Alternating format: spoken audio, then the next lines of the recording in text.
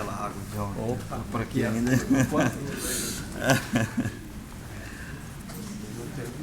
Ó, tem 2 copos. Ontem tinha um e eu preguei, não sei se foram 50 minutos, né? Agora com 2, você que é bom de matemática aí, a irmã Raquel multiplicou as janelas rapidinho aqui, né? Então, as crianças vão descer. Ok, as crianças vão descer agora, as crianças de até 8 anos vão descer. Elas também aprenderão da palavra de Deus, adorarão ao Senhor lá, no formato apropriado para a faixa etária delas.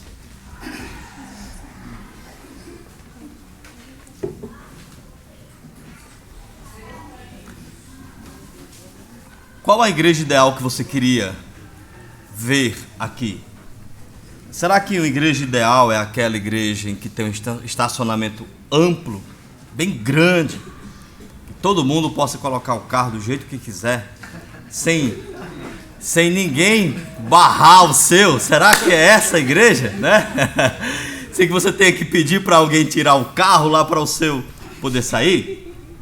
Será que a igreja ideal é aquela em que os bancos são totalmente confortáveis, que tenha descanso para os pés, né, para os braços, que tem um local lá na frente para você colocar a Bíblia, né? Ou talvez você nem precise colocar a Bíblia lá, porque a Bíblia já seja transmitida. É essa a igreja ideal? É aquela que tenha aparelhos de ar-condicionado na temperatura apropriada para você não suar nem sentir frio demais? Igreja ideal seria aquela em que você teria água bem próxima assim, né? À sua disposição, um lanchezinho daquele, né? Da hora mesmo, no momento certo. Essa é a igreja ideal. Igreja ideal é aquela em que você entra e todo mundo nota a sua presença e fala com você com um sorriso, né? E ninguém demonstra preocupação, problemas. Em que consiste uma igreja ideal? Qual a responsabilidade de uma igreja ideal? Esta introdução foi baseada em uma introdução de um livro do Mark Dever, As 9 Marcas de uma Igreja Saudável.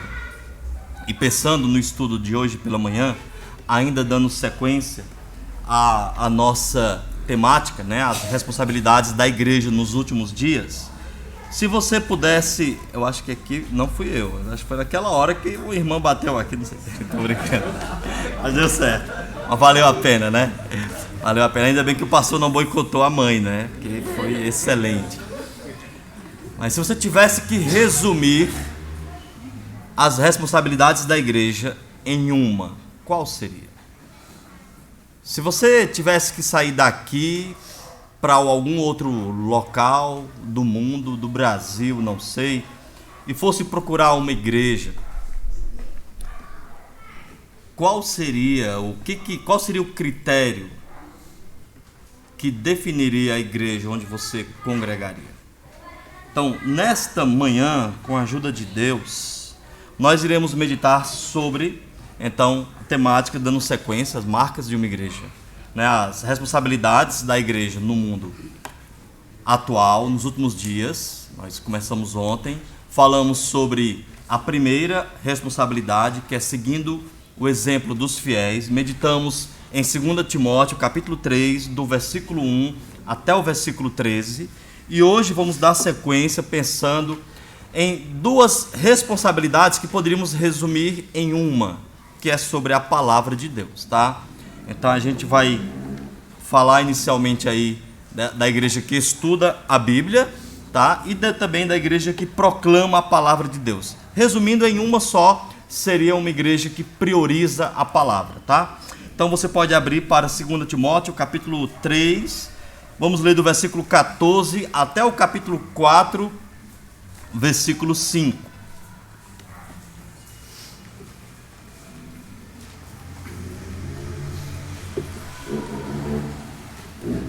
2 Timóteo capítulo 3, versículo 14, diz assim: quanto a você, permaneça naquilo que aprendeu e em que acredita firmemente, sabendo de quem você o aprendeu, e que desde a infância você conhece as sagradas letras, que podem torná-lo sábio para a salvação pela fé em Cristo Jesus.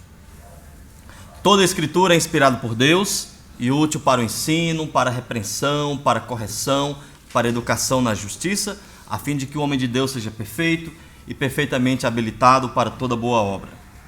Conjuro-te perante Deus e Cristo Jesus, que há de julgar os vivos e os mortos, pela sua manifestação e pelo seu reino, prega a palavra, insta, quer seja oportuno, quer não, corrige, repreende, exorta, com toda longanimidade e doutrina.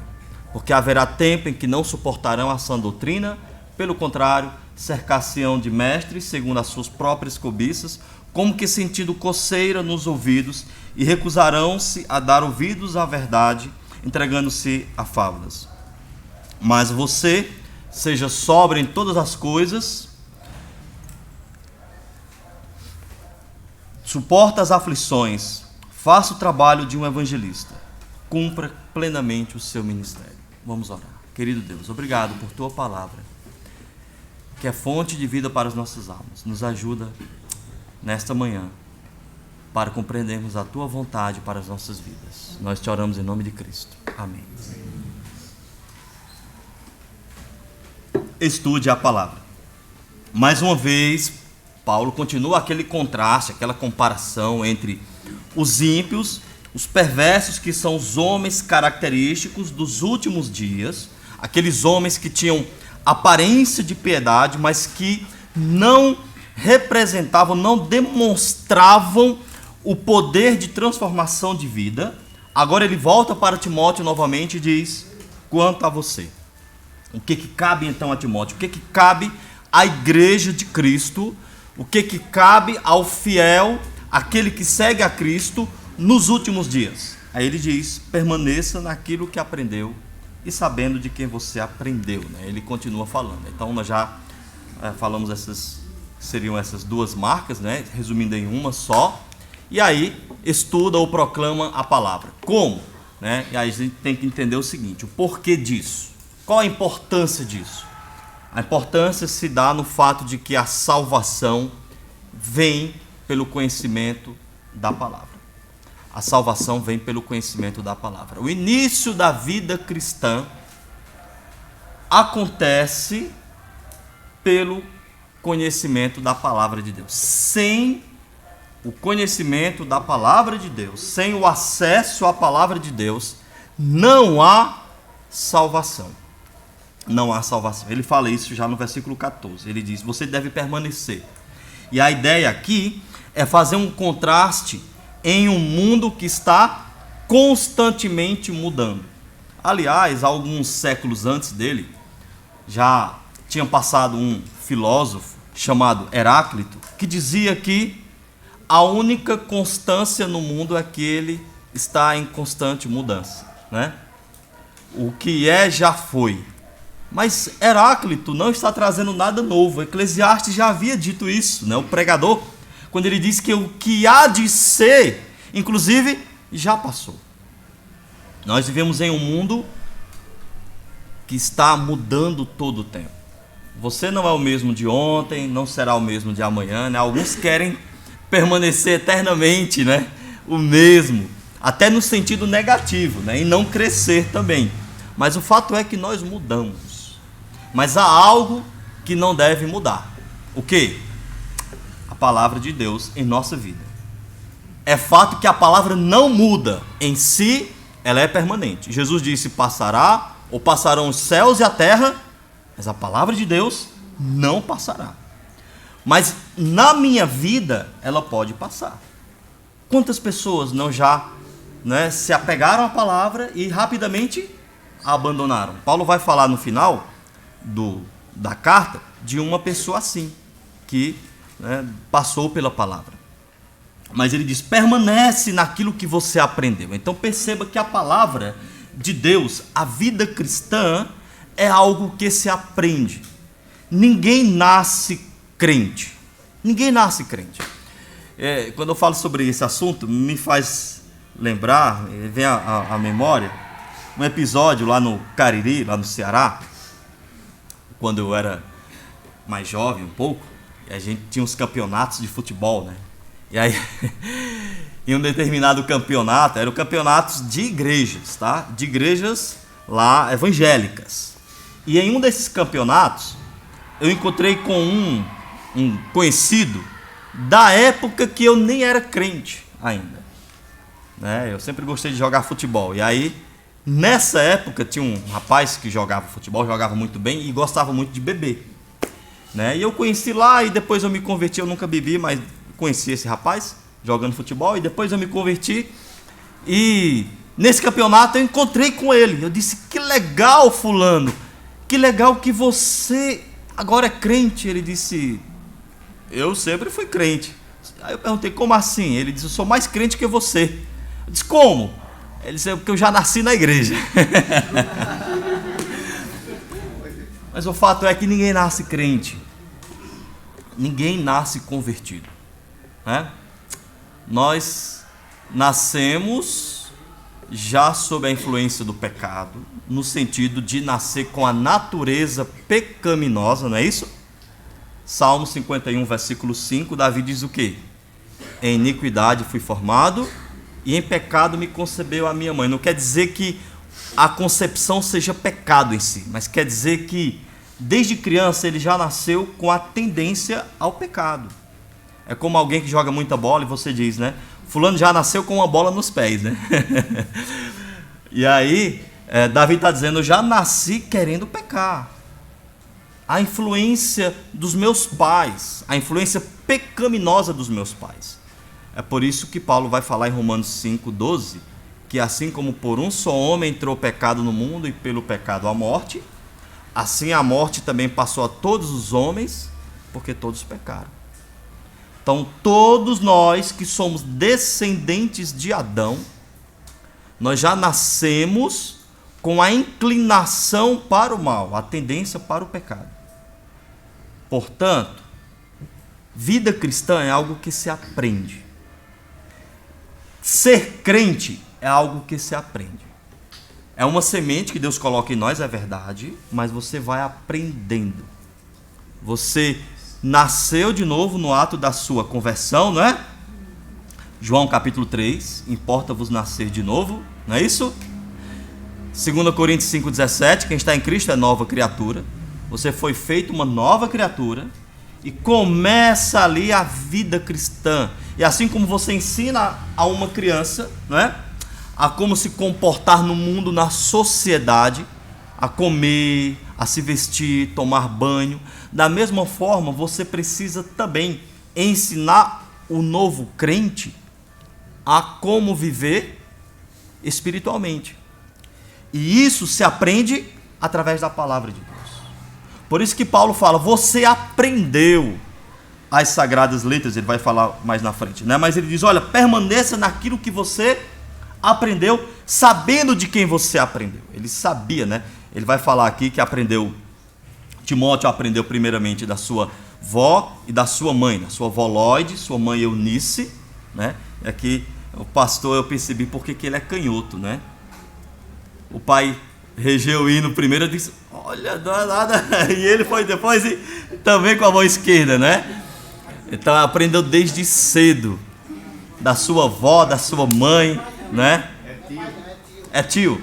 É tio. Oh, desculpa aí. Vou tomar mais uma aguinha aqui. Meu Deus do céu. Não, aí é querer demais, né? Deixa eu... Bem, desde que só eu confunda, ainda vai bem, né? Não pode outras pessoas confundirem, né? Me perdoe, tá? Meu Deus, mano. Mas faz parte, né? O tio. Oh, meu Deus do céu, que coisa. Mas tá aí. É algo que se aprende, certo? Então, a vida cristã começa com a salvação. Ele vai falar que isso aconteceu desde a infância. As pessoas dizem: ah, vamos investir nas crianças. Porque as crianças são o quê da igreja? Futuro, né? É ou não é? É, né? Mas é só o futuro? Elas são só o futuro? Elas são já o presente. Crianças também precisam de salvação. Timóteo conheceu a palavra de Deus ainda infante. Ainda infante. Desde a infância, ele diz aqui, você sabe as sagradas letras, eu estou no versículo 15, que podem torná-lo sábio para a salvação pela fé em Cristo Jesus. É muito importante você estudar, né? Ontem nós vimos a importância de conhecer, inclusive, o mundo no qual nós ministramos, no qual nós vivemos, certo? E eu tenho certeza que a igreja aqui não prega contra os irmãos enviarem os filhos para as escolas. Prega? Acho que não, né? Acho que não. Então você envia seu filho para a escola, não é isso? De manhãzinha, ou à tarde, ou não sei qual horário, acorda, vai lá, vai para a escola, vai estudar, não é isso? Às vezes o filho está com sono, está cansado, mas levanta porque precisa ir para a escola, é ou não é? Agora no domingo de manhã você diz, não, pastor, eu não trouxe meu filho hoje porque o bichinho, né? O bichinho, eu estava tão cansado, com sono. Eu tive dó, eu tive pena, né? Eu tive piedade. Partiu o coração, então eu deixei dormir mais um pouco. E esse é o problema, né? As escolas, de maneira geral, são importantes na formação da pessoa, como um todo. Mas a única escola que pode tornar a pessoa sábia para a salvação é a escola da Palavra de Deus. Essa escola aqui faz diferença não apenas neste mundo, mas na eternidade. Pode mudar a eternidade, né? Isso me faz lembrar de uma história de pescador, né? História de pescador. Então, uma pessoa letrada, um erudito, foi para o interior e chegou lá, queria pescar, queria sair da agitação da cidade grande. Chegou lá, pediu para o caseiro da sua fazenda levá-lo, né, para o lago, um lago muito grande que tinha na sua fazenda para pescar. E chegou lá então, o acadêmico perguntou logo para o caseiro, né? Olha, você sabe a equação de segundo grau? Aí o fazendeiro, não sei, doutor. Ah, você perdeu tantos anos da sua vida. Ah, você sabe calcular então a tangente não sei das quantas? Ah, não sei, também perdeu tantos anos da sua vida. Aí nessas idas e vindas, aí o caseiro disse, doutor, o senhor sabe nadar? Aí o doutor disse, não sei. Aí por quê? Aí o caseiro disse, você perdeu a sua vida toda, o barco está afundando. Então tem aprendizado e aprendizados na vida, né? Aprender sempre é muito bom. Toda verdade, se é verdade, é de Deus, porque Deus é o Deus da verdade, né? Ele é o caminho, a verdade e a vida. Agora, nem toda verdade tem o mesmo peso, certo? Nem toda verdade é igualmente importante e determinante para a vida. Nós estamos aqui diante de uma verdade que é necessária, é indispensável para a sua eternidade. É a palavra de Deus. São as sagradas letras, as únicas letras que podem fazer de alguém sábio para a salvação. Sem essas letras não há salvação. Não há salvação sem o conhecimento de Cristo. Então, por isso que é tão importante estudar e proclamar a palavra de Deus.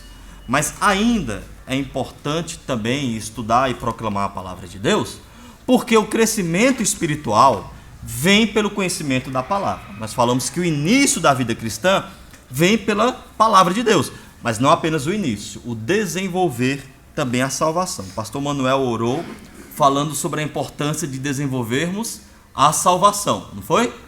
Ele orou aqui quando foi falado sobre os aniversariantes do mês. Vocês estão lembrados, eu sei que todo mundo aqui presta atenção às orações feitas, né, nos cultos.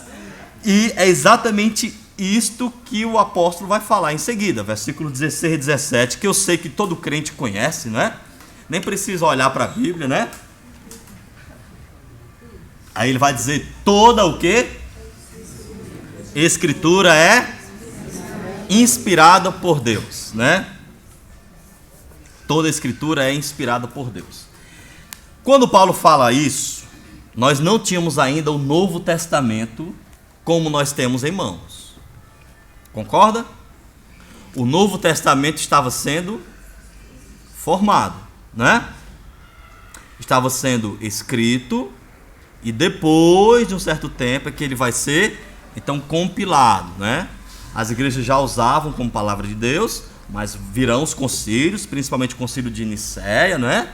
Depois de Calcedônia, e aí então isso é oficialmente reconhecido. O que ele tinha até então era o Antigo Testamento, mas ele usa aqui duas palavras importantíssimas.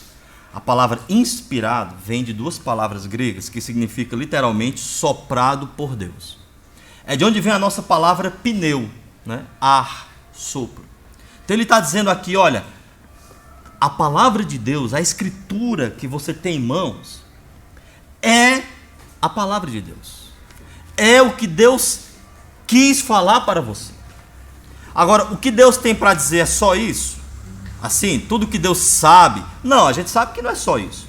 Tudo que Jesus fez está escrito na Bíblia? Não.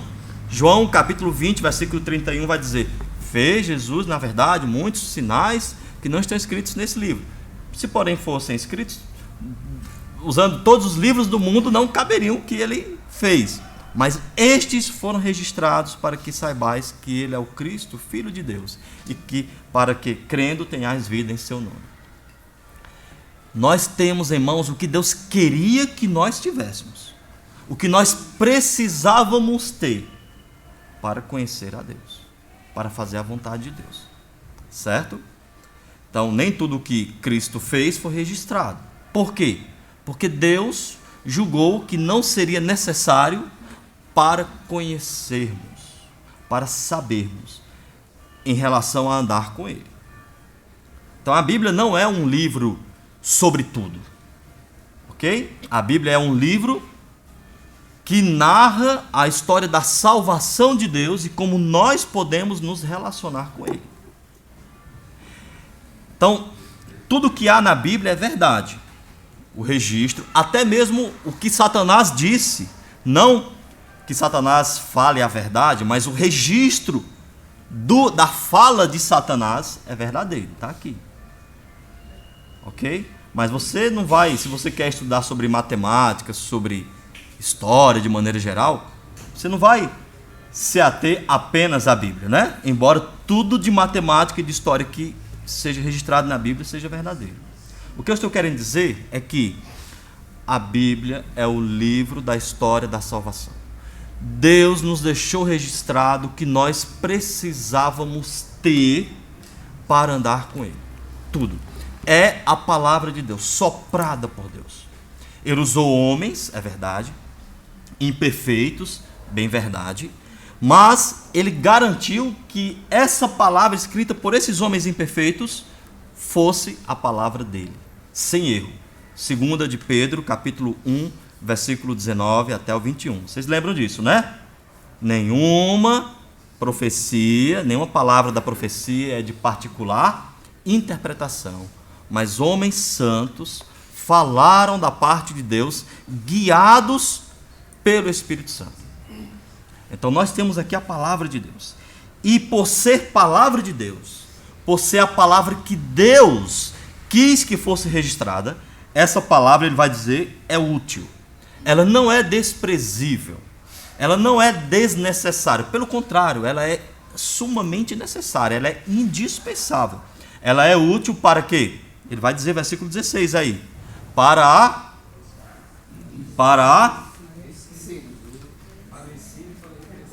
a instrução ou ensino, dependendo da sua versão, né? Ensino, para a repreensão, para a correção e educação na justiça. Então tem 4 finalidades rápidas aqui, tá? Instrução ou ensino. Eu sou uma pessoa que não aprende, eu tenho dificuldade em aprender. Você pode ser a pessoa mais difícil de aprender qualquer coisa. Mas se você tem o Espírito Santo e com a palavra de Deus, você aprende o que Deus quer que você aprenda. Então não é desculpa para você se acomodar. O que na verdade acontece é que nós temos o quê? Indisposição para aprender. Não queremos pagar o preço, né? E, se formos bem sinceros, na maioria das vezes, temos preguiça. Não fomos acostumados ao estudo. Irmãos, falando sinceramente, e aqui a gente tem que recordar um pouco da história, tá? Eu não quero falar de religião, de igreja, mas é impossível a gente não dar algumas pinceladas, não tocar um pouco sobre isso, ok? Desde que a igreja se desvirtuou, isso eu estou me referindo ali, período da Idade Média, né?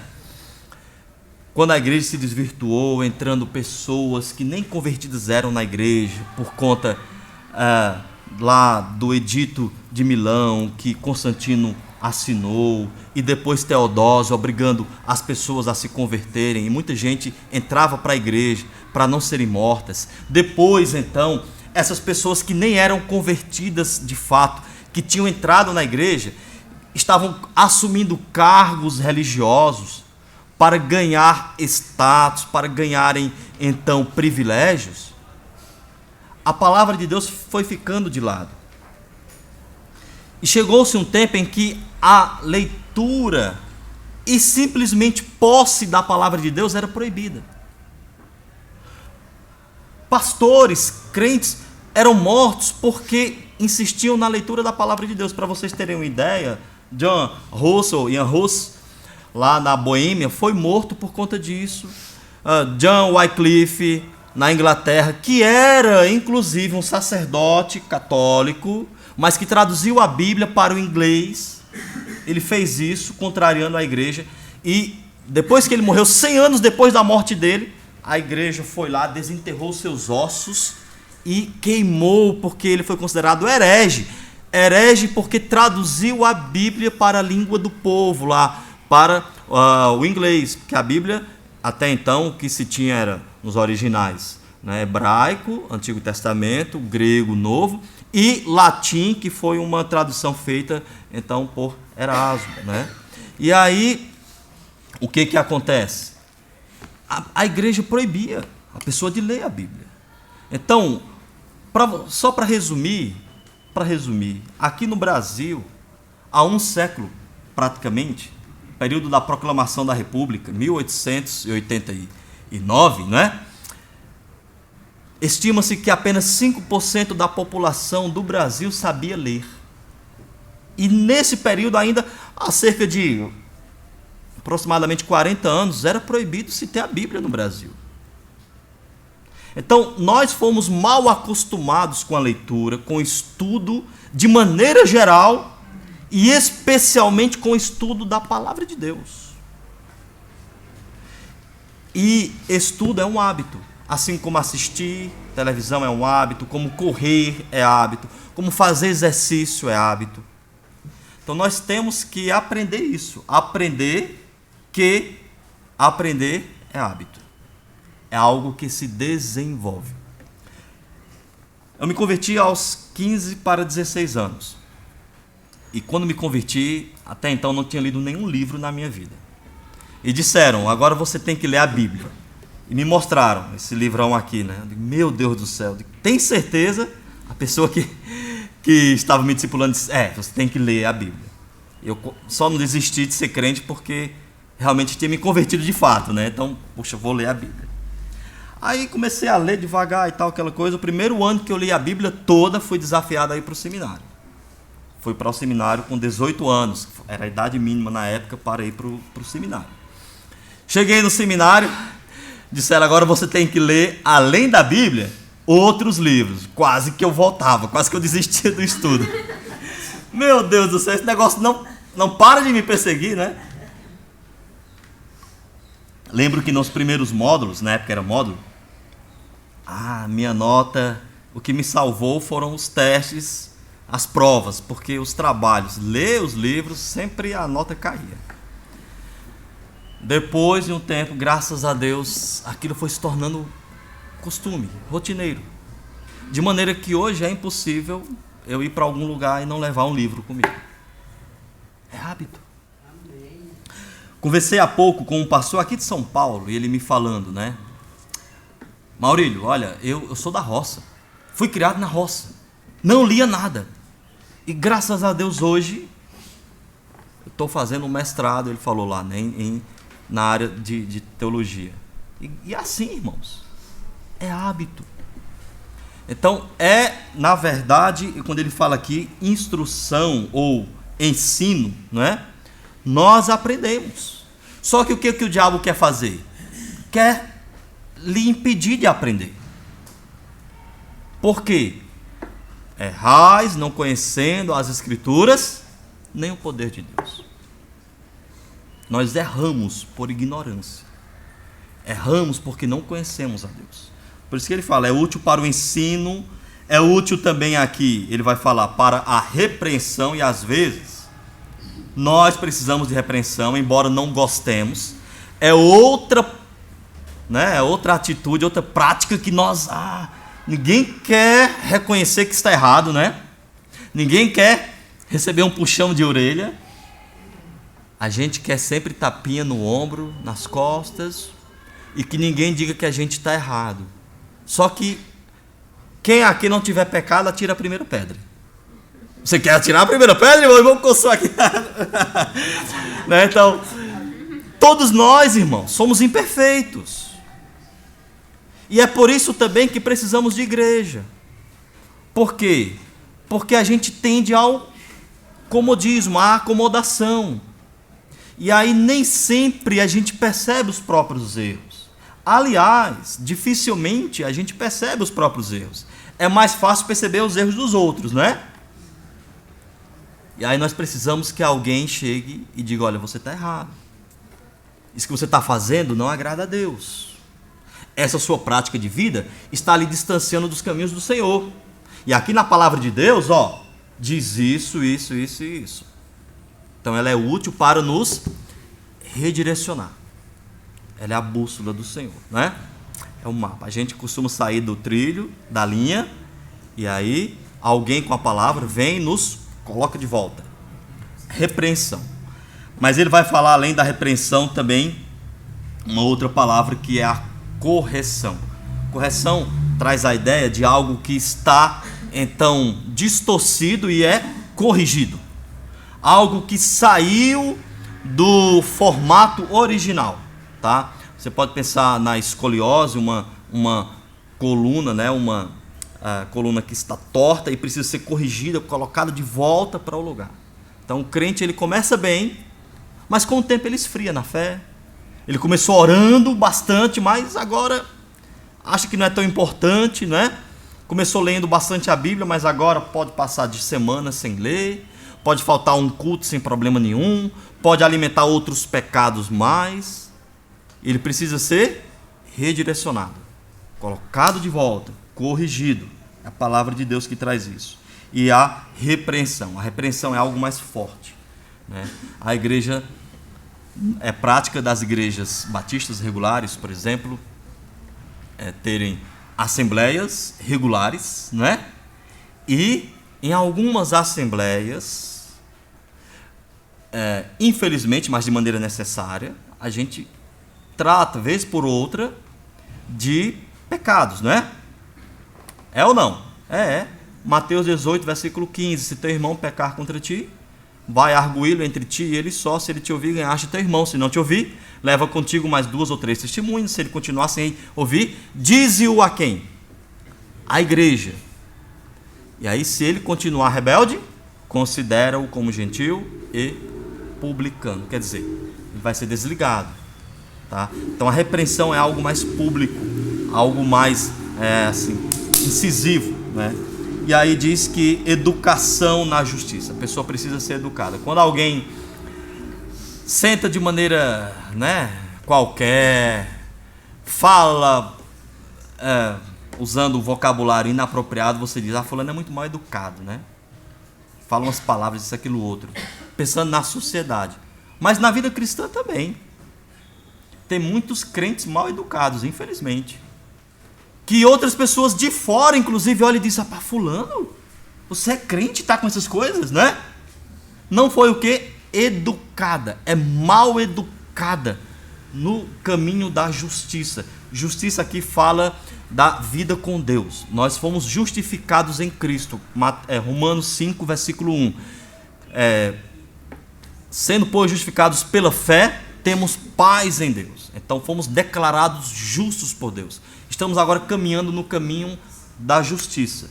E nesse caminho precisamos de educação.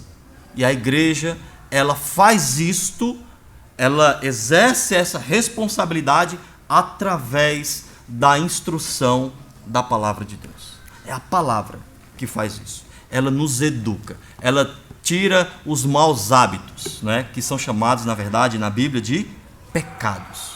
Não são síndromes, como o mundo quer passar hoje, né? São pecados mesmo. E aí ele fala o porquê, qual é o propósito? Para que qualquer pessoa, não é isso? Hã? É ou não é? Não é não? E é quem? Isso, pronto. A Bíblia tem um problema. Qual é o problema? É que ela não serve para quem não é de Deus, ou para quem não quer ser de Deus. Jesus falou isso aos fariseus: vocês não ouvem as minhas palavras porque vocês não são de Deus. Então, se você é de Deus ou quer ser de Deus, a Bíblia é formidável para você, a fim de que o homem de Deus, diga-se de passagem, que nenhuma carta da Bíblia foi escrita para descrente. Todas as cartas foram escritas para ou igrejas ou indivíduos convertidos. E são chamadas essas igrejas, né, aos santos que vivem na cidade X. Percebe? Sempre aos santos. Então, a fim de que o homem de Deus. Então, meu irmão, se a Bíblia está lhe incomodando, das duas uma: ou você é de Deus, mas está em pecado e precisa se corrigir, ou você, infelizmente, sinto muito dizer, não é de Deus. A fim de que o homem de Deus. Mas essa pessoa que é de Deus, nem sempre está agindo conforme Deus. Parece contradição, né? Mas é fato. Nem sempre as pessoas que pertencem a Deus estão sendo dirigidas por Deus. Então, a fim de que essa pessoa que é de Deus faça o quê? A fim de que o homem de Deus seja apto e plenamente preparado para toda a fim de que o homem de Deus seja perfeito. Eita, perfeito, ó. Você é perfeito? Ah, pastor, eu peco porque afinal de contas ninguém é perfeito, né? Já viu alguém falar isso? Já ouviu ou não? Então, e às vezes a gente faz confusão com essa palavra, porque essa palavra tem dois sentidos. E ela é usada na Bíblia com os dois sentidos. Só para você ter uma ideia, deixe marcado aqui esse texto, vamos já voltar para ele. Vá lá para Filipenses. É bastante conhecido esse texto. Eu vi um determinado... Opa, obrigado, pastor. Entrou no outro copo aqui já, né? Eu vi um outro pastor, determinada vez, usar esse texto para argumentar a favor da perda de salvação, né? De que ninguém pode dizer que a salvação não se perde. Aí ele vai e usa aqui Filipenses capítulo 3, versículo 12. Olha só o que ele vai dizer aqui, ó. Filipenses 3, versículo 12. Não que eu já tenha recebido isso, ou tenha obtido o quê? A perfeição, tá vendo? Ele diz, ó, se Paulo fala isso, como é que você pode dizer que não perde a salvação? Prossigo para o alvo, né, para conquistar aquilo para o que também foi conquistado em Cristo Jesus. Aí ele fala, irmãos, versículo 13, quanto a mim, não julgo havê-lo alcançado, mas uma coisa faço, esquecendo-me das coisas que para trás ficam e avançando para as que diante de mim estão, faço o quê? Versículo 14, prossigo para o prêmio da soberana vocação em Deus em Cristo Jesus. Está vendo? Nós não somos perfeitos, né? Aí ele parou aqui. Qual o problema? Ele não leu o versículo seguinte. Porque toda Escritura é inspirada por Deus. Como é que começa o versículo 15? Percebe? Para aí, então a Bíblia está se contradizendo, né? Aí então surgiu um outro problema. Porque ele disse que nós não somos perfeitos.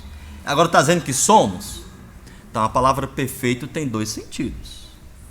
Tem o sentido de terminado, de inacabado, de acabado, aliás, pronto, se chegou à perfeição.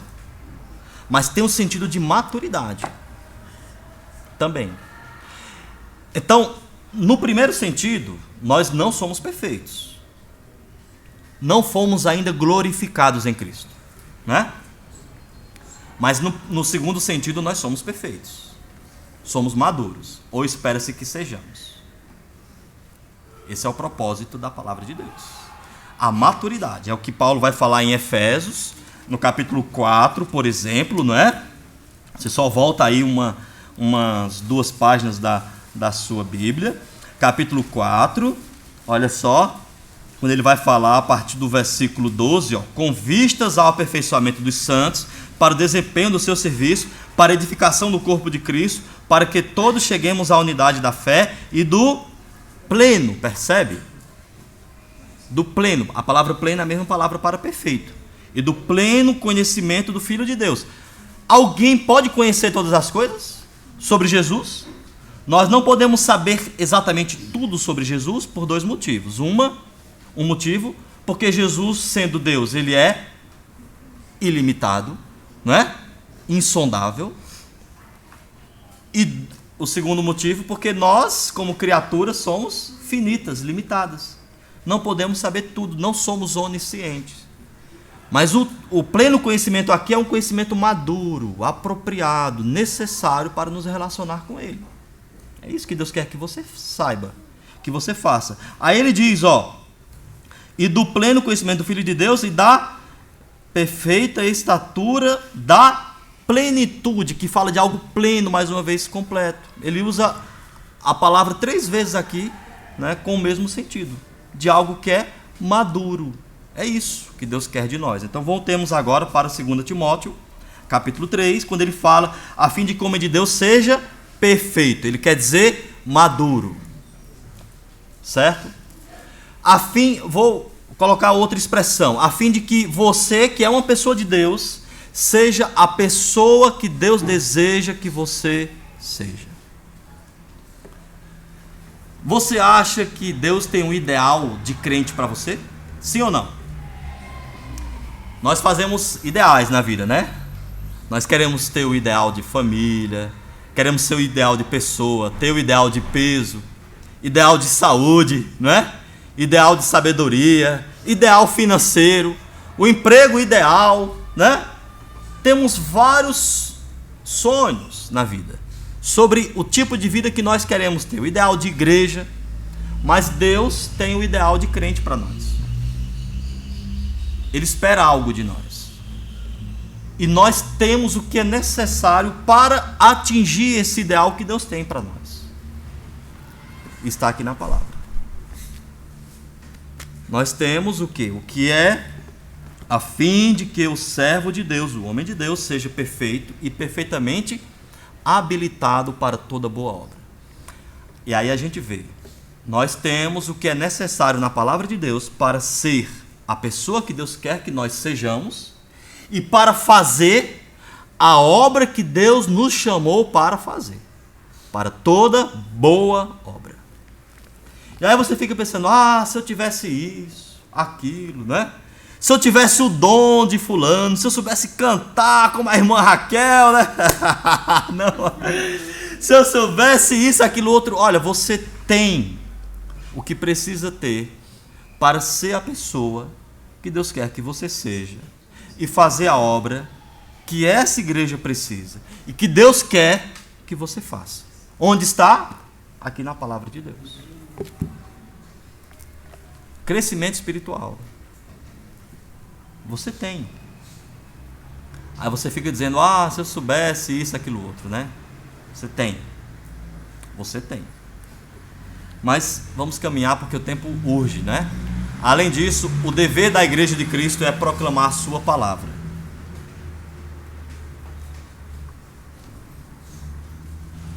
Sendo a pessoa que Deus quer que nós sejamos, estaremos habilitados para fazer o que Ele quer que nós façamos. E o que Ele quer que nós façamos? Que proclamemos a sua palavra. Já na primeira carta que Paulo escreveu a esse mesmo indivíduo, a Timóteo, no capítulo 3, versículo 15, Paulo vai definir a igreja como coluna e baluarte da verdade. A igreja é a protetora, é a guardiã da verdade. Coluna e baluarte da verdade. Vivemos em um mundo que perdeu o rumo, que não tem mais balizas, que não tem mais verdade. O que nós vemos são verdades, não é? Cada um a sua verdade. A verdade não existe mais, não é? É a sua verdade. A igreja, ela existe, ela continua para resguardar a verdade que é de Deus. Ela é a protetora. E ela deve, além de protetora, também embelezar essa verdade, tornar a verdade atraente, através da vida dos crentes, através da vida dos seus membros. E ele vai dizer isso aqui. No versículo 1 do capítulo 4, Paulo chama para uma conjuração. É a mesma que, lembra que o sumo sacerdote fez a Jesus. Ele estava, quando Cristo foi preso, fizeram várias perguntas e ele não respondia, ele ficava em silêncio. Mas quando o sumo sacerdote usou essas palavras, Cristo então, ele teve que responder. Quando o sumo sacerdote diz: eu conjuro-vos perante Deus, dize-nos, tu és o Cristo? Aí Jesus falou: tu dizes. E aí eles ficaram, enlouquecidos. Paulo está chamando para o mesmo compromisso aqui. Ele está dizendo: olha, eu conjuro você perante Deus e Cristo, que vai vir, ele virá, ele julgará os vivos e os mortos. É um compromisso solene aqui. Qual é o compromisso? Para fazer o quê? Prega a palavra. É uma ordem, é um mandamento. Fomos chamados para isso. Atos capítulo 1, versículo 8, ele diz lá, Jesus fala, que a igreja dele receberia poder para pregar a palavra quando o Espírito Santo descesse. Ele diz: mas recebereis poder ao descer sobre vós o Espírito Santo, e sereis minhas testemunhas. O Espírito Santo daria poder não para estar falando em línguas, para estar profetizando, falando coisas estranhas, aquilo outro, para fazer milagres. Daria poder para testemunhar. Somos testemunhas de Cristo. E Paulo está chamando Timóteo para fazer isso. Prega a palavra, insista. E a ideia de insistir aqui, ele fala, quer seja oportuno ou não é no sentido de lançar o que é santo aos cães ou pérolas aos porcos, mas é no sentido de permanecer com a mensagem, de não modificá-la, de não adulterar a palavra para tornar mais atraente as pessoas, né? A gente vive épocas em que as igrejas estão fazendo isso. São pintadas totalmente de preto, né?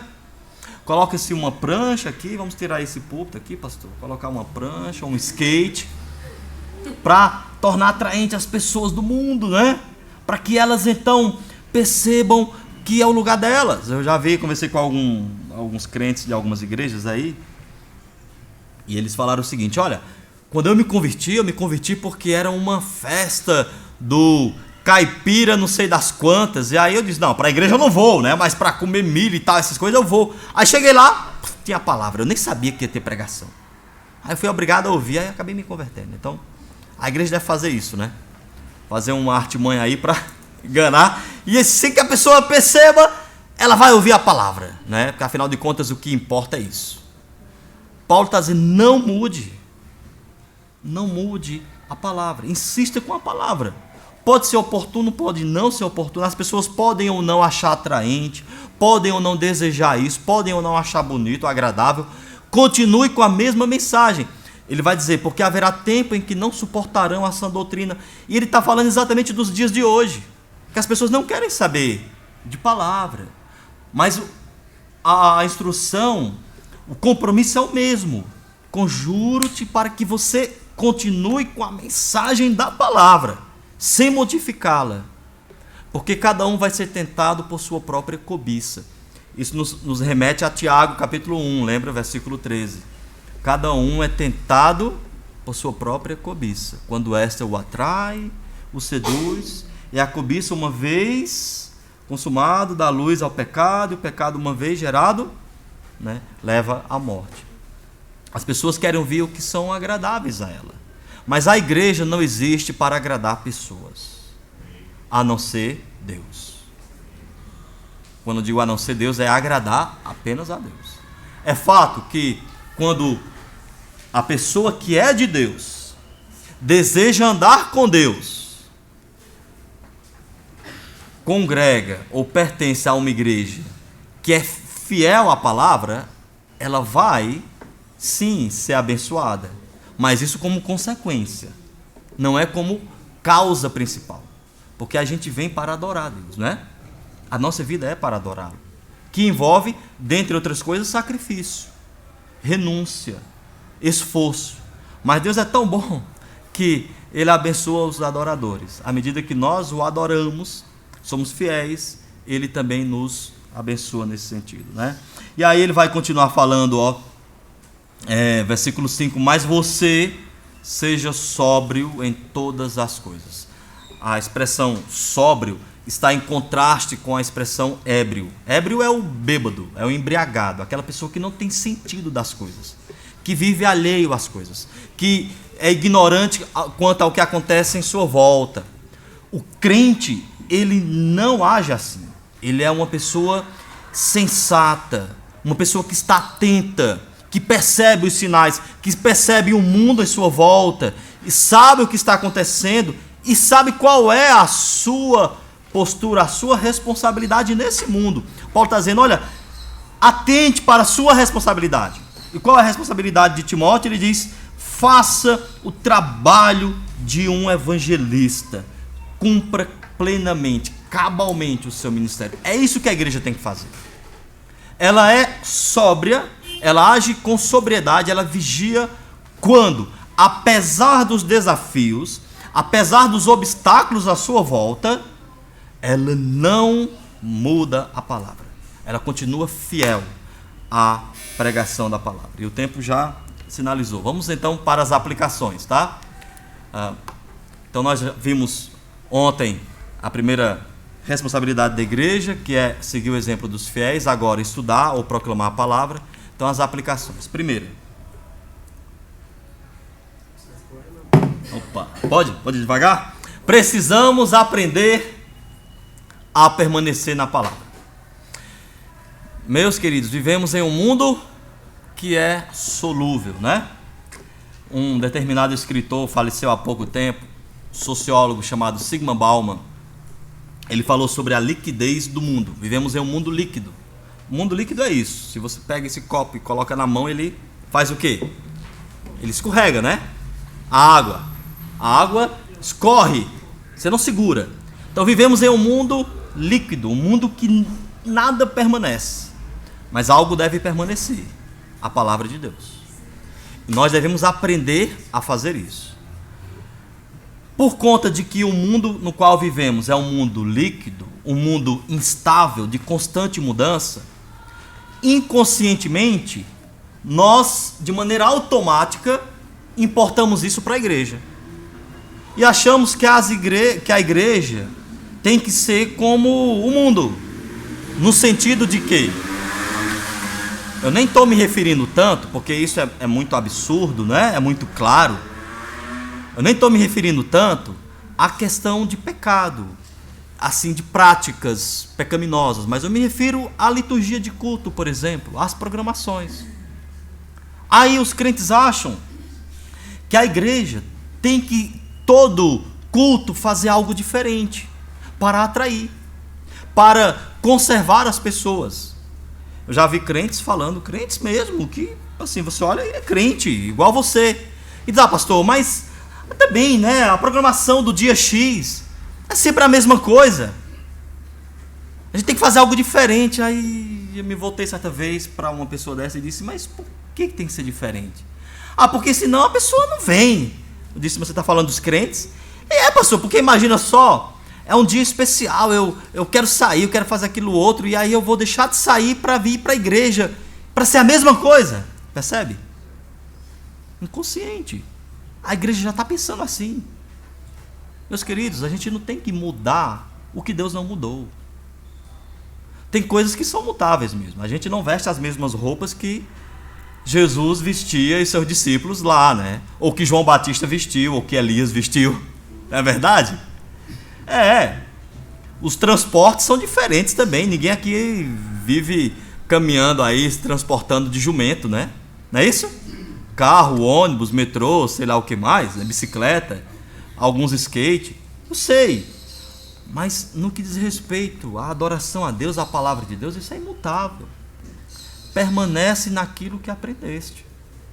Temos que permanecer, ser crente. Homem de Deus é homem de Deus em qualquer época e lugar. Ele é de Deus. O evangelho, ele é transcultural e atemporal. Ele está acima da cultura e do tempo. Não importa qual lugar ou época. É o evangelho. Pecado é pecado em todo lugar e em todos os tempos.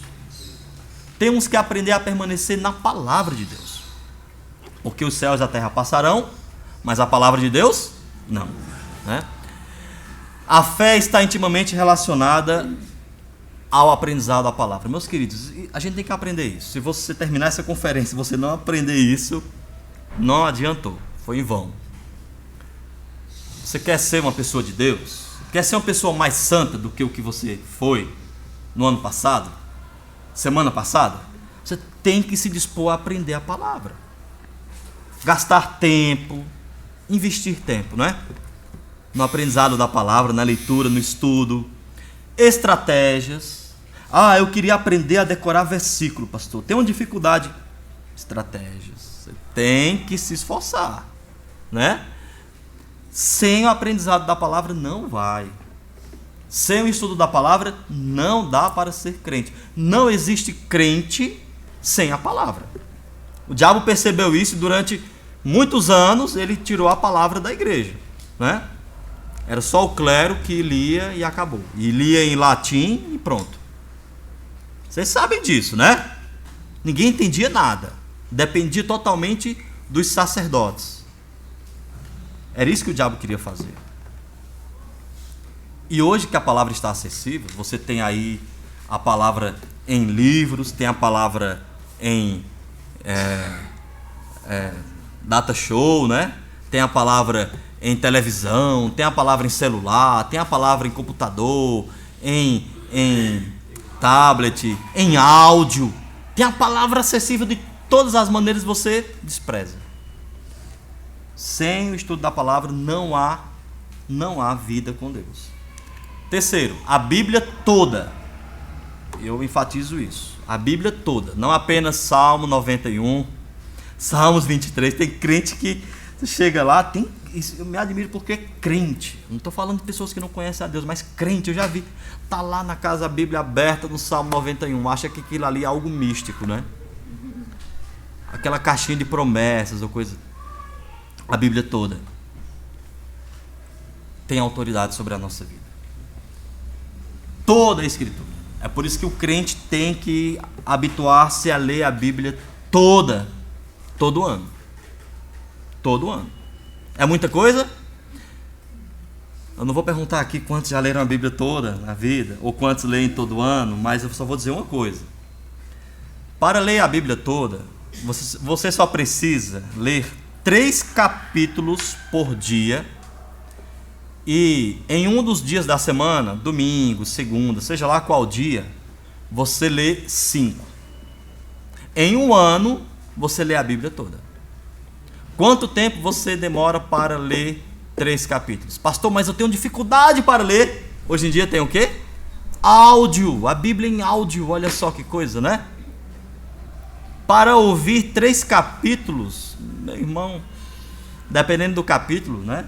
Você não demora mais do que 15 minutos.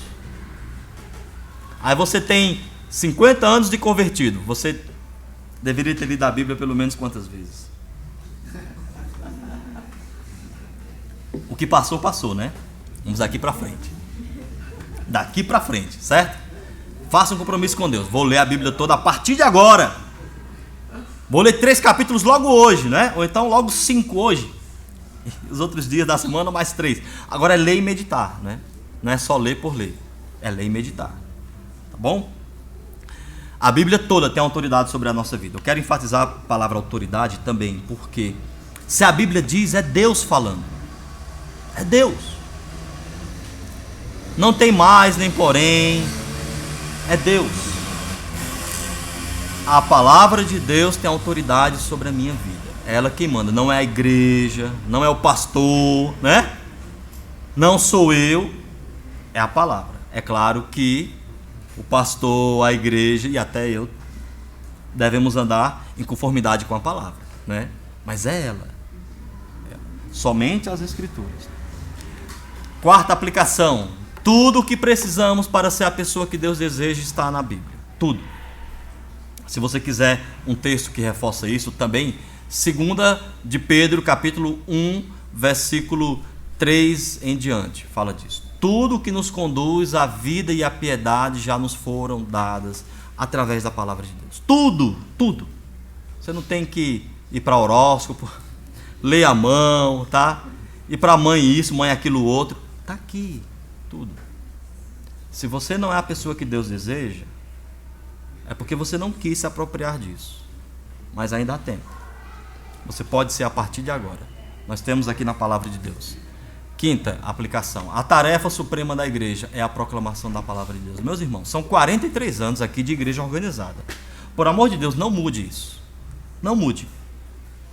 No dia que essa igreja deixar de priorizar a palavra, no dia que ela entender que a sua finalidade, a sua razão de ser, a sua responsabilidade para com o mundo e o dever para com Deus não é mais a pregação da palavra, ela perdeu o sentido de ser. Ela se tornou um sal insípido. Ela se tornará como a igreja de Éfeso, lembra? A igreja que Deus removeria o candeeiro. Que isso não aconteça com essa igreja. Que ela deixe de ser igreja aqui no dia do arrebatamento, né? Para continuar sendo igreja lá. E aí desfrutar das bodas do Cordeiro, né? Do casamento com o noivo que está à sua espera. Essa é a tarefa da igreja. Você existe para isso. Você como igreja, enquanto igreja, existe para isso. Então, com isso nós queremos dizer o quê? Que as programações da igreja, as atividades da igreja, tá? Tudo o que acontece aqui deve ser para promover o quê? A proclamação da palavra. Se ela vai desenvolver qualquer atividade que desvinculada, que não tem nada a ver com a palavra, ela está perdendo a razão de ser, não tem sentido. Não há razão. Então, tudo tem que ser voltado para a palavra, inclusive a sua vida, o seu modo de viver, as suas escolhas e decisões também. E por último, nosso sucesso não depende de resultados, mas da nossa fidelidade à palavra de Deus. Pastor, mas já tem tanto tempo que o senhor prega, não é? Já tem tantos meses ou anos que não se converte uma alma ao Senhor. Ah, pastor, alguma coisa está errada. Já viu alguém falar isso? Está julgando o sucesso pelos resultados. Mas esse não é o critério pelo qual nós devemos avaliar o nosso sucesso. O nosso sucesso, assim como o sucesso de toda igreja, depende da sua fidelidade à palavra. Paulo diz, prega a palavra, insista. Quer seja oportuno ou não. Vai haver tempo em que não vão suportar a sã doutrina. Vão procurar mestres segundo a sua própria cobiça e se recusarão a dar ouvidos à verdade. Mas você tem que se manter sóbrio em todas as coisas e cumprir cabalmente o seu ministério. Fazer o seu trabalho de evangelista. O alvo da igreja não é atrair convertidos. Não pode ser esse o alvo. O alvo da igreja tem que ser o quê? Fidelidade ao Senhor. Fazer o que Deus quer do modo que Ele quer. Ele é a pessoa a quem nós devemos agradar. Queremos ver convertidos? Claro, isso deve ser o sonho de qualquer crente. Qualquer pessoa que foi alcançada por Cristo sabe da importância de ter uma vida transformada. Sabe de o quanto é doloroso ver conhecidos, parentes, familiares e ver as pessoas indo para o inferno. Paulo fala disso em Romanos capítulo 9. Ele diz: eu queria ser anátema por amor dos meus compatriotas, para que eles tivessem Cristo. Ele vai falar em 1 Coríntios capítulo 9 que fazia tudo por causa dos eleitos. Mas o tudo se refere a sacrifício. Abrir mão de privilégios. Não abrir mão de fidelidade. Importa obedecer aos homens, que Deus. A igreja não pode negociar a fidelidade, a palavra de Deus. Se ela está sendo fiel, os resultados são com o Senhor. Deus comissionou muitos homens para pregar a palavra em lugares em que ninguém iria se converter. Ele falou isso a Isaías. Isaías, no capítulo 20, teve que andar 3 anos nu, sem roupa, pregando o evangelho, para mostrar o que Deus faria com o povo de Israel no exílio assírio. E Deus diz que ninguém se converteria.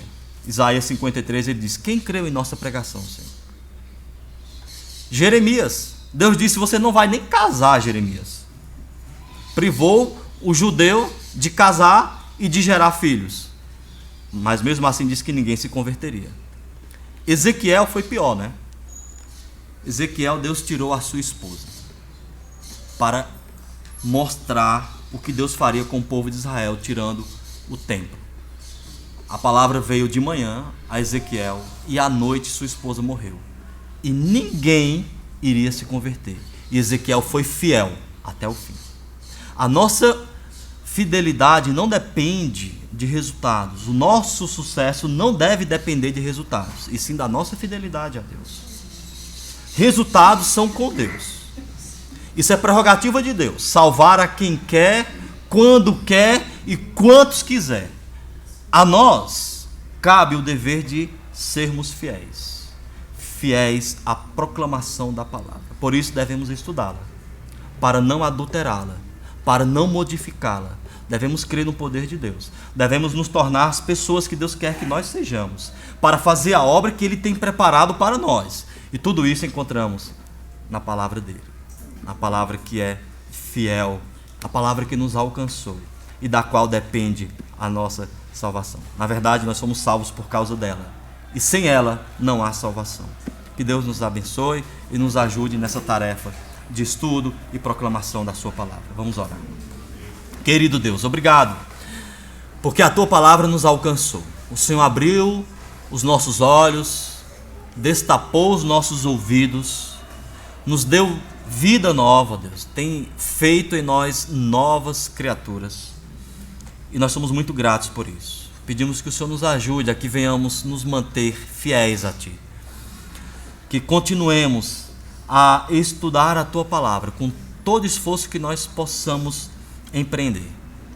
E que proclamemos com a fidelidade que agrada a Ti.